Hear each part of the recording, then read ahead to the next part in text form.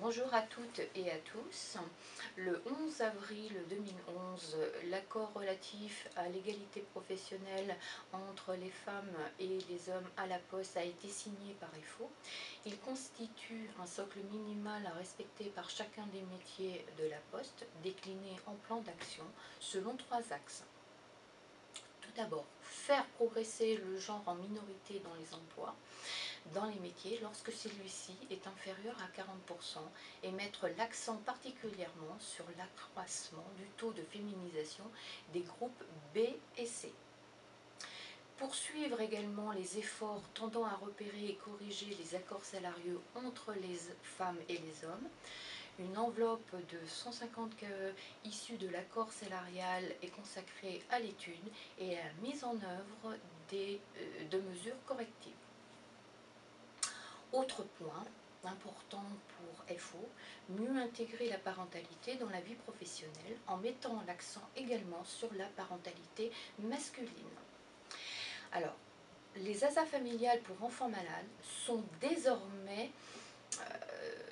accordées dès que la présence du père et de la mère ou du responsable légal attesté par un médecin est nécessaire.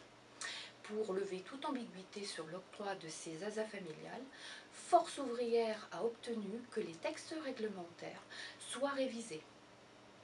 C'est aussi une enveloppe supplémentaire de 600 KE destinée à l'amélioration des prestations sociales pour garde d'enfants et particulièrement au bénéfice des parents ayant des horaires décalés.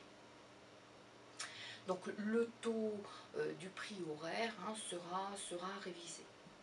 C'est également contribuer à l'évolution des mentalités, des comportements afin d'éliminer toute référence à des stéréotypes de genre.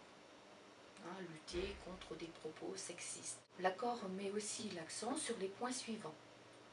Aucun retard ne sera appliqué dans la progression de la rémunération et de la carrière lors de la prise du temps partiel, de congé maternité et d'adoption pour l'ensemble des personnels.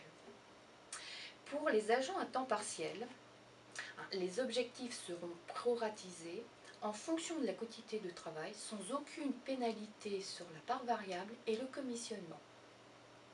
Alors, le temps partiel doit être choisi et non pas subi.